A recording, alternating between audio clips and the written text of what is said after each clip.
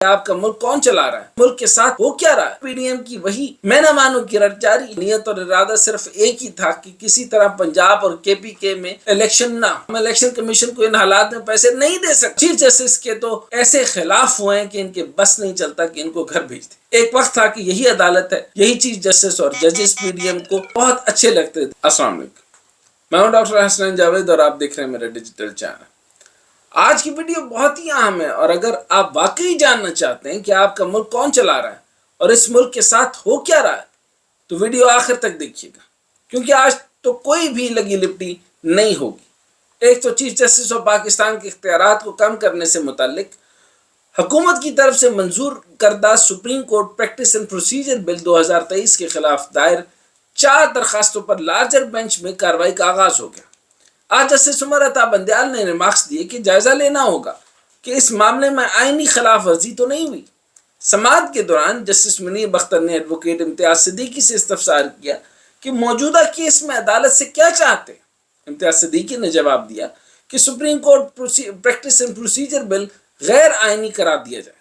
موجودہ کیس میں بل کی منظوری سے پہلے سے مراحل کا بھی جائزہ لیا جانا چاہیے۔ اس وقت چیف جسٹس عمر عطا بندیال نے ریمارکس دیے کہ ہم پارلیمنٹ کی عزت کرتے ہیں، عدلیہ کی آزادی اہم معاملہ ہے، ممکن ہے اس درخواست پر عدالتی معاونت مقرر کریں۔ عدالت نے دلائل سننے کے بعد اٹارنی جنرل، سیاسی جماعتوں اور فریقین سمیت پاکستان بار کونسل اور سپریم کورٹ بار کونسل کو بھی معاونت کے لیے نوٹس جاری کرنے کی ہدایت دیتے ہوئے کیس کی مزید سماعت آئندہ ہفتے تک ملتوی کر دی۔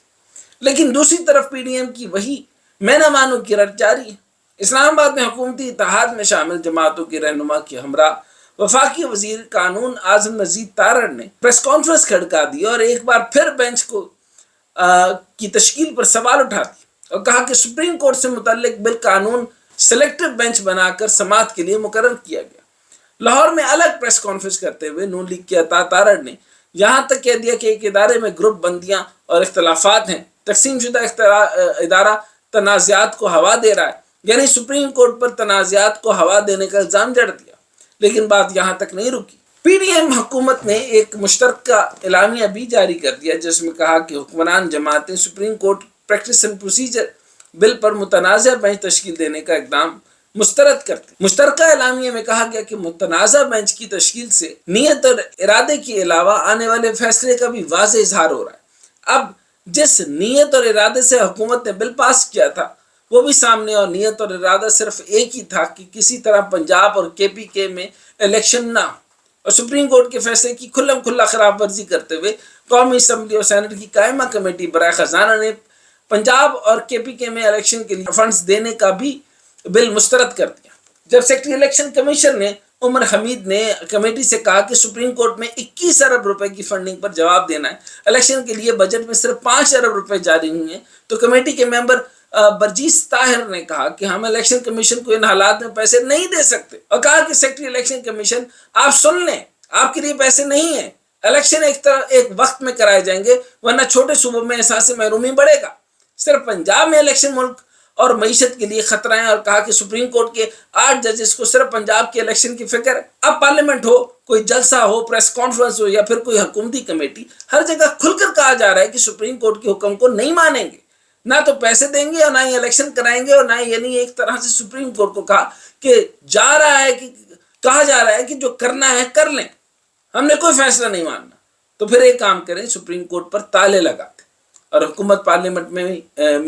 میں اپنی مرضی کے ججز کا بینچ بٹھا دے اور جو فیصلہ کرنے ہو کر لیں، سپریم کورٹ سے بھی جو فیصلے لینے ہو لے لیں۔ ابھی 2 دن پہلے وزیر اعظم آزاد کشمیر کو عدالت نے عدلیہ کی حرزہ سرائی پر نااہل کیا، لیکن پی ڈی ایم شاید خود کو توہین عدالت سے مبرہ سمجھتی ہے، اور چیف جسٹس کے تو ایسے خلاف ہوئے ہیں کہ ان کے بس نہیں چلتا کہ ان کو گھر بھیج دیں۔ ایک وقت تھا کہ یہی عدالت ہے، یہی چیف جسٹس اور ججز پی ڈی ایم کو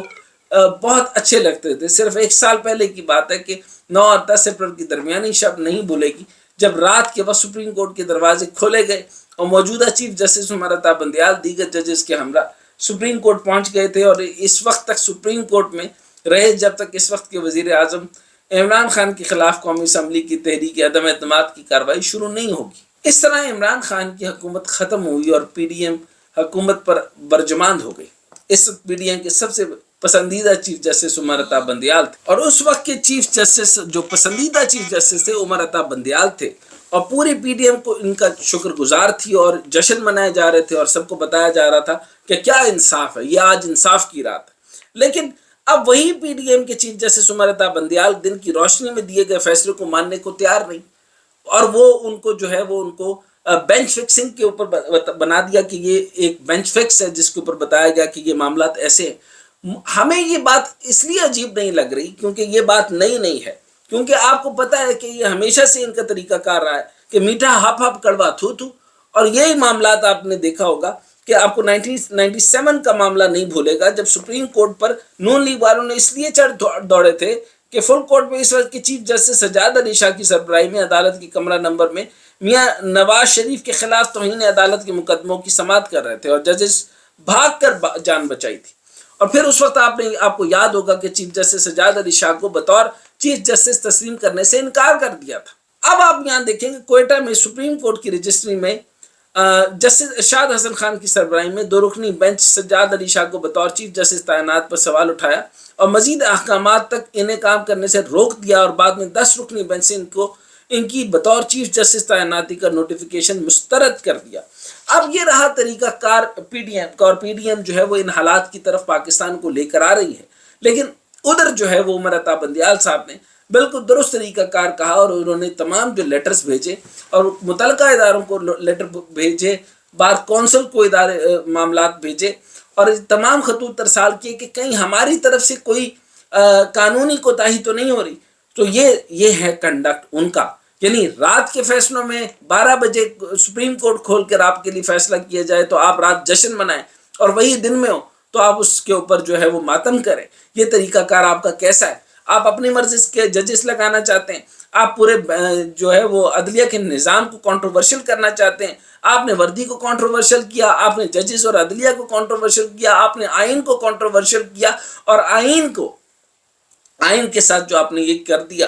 آپ نے جسٹس فائز عیسیٰ صاحب کے ساتھ جو ہے وہ طریقہ کار مناسب نہیں رکھا، ان کو پوری معاملات سے آگاہی نہیں دی گئی، اور ان کو نہیں بتایا گیا کہ آپ لوگوں نے یہاں پہ سیاسی باتیں بھی کرنا ہے، اور یہ صرف اور صرف آپ جو ہے وہ 50ویں جو ہے وہ اس کی آئین کی گولڈن جوبلی نہیں منا رہے، بلکہ آپ ایک میسج پاس کرنا چاہتے ہیں دنیا کو، وہ یہ کہ ہماری طرف کی 2 ڈویژن ہے۔ ایسا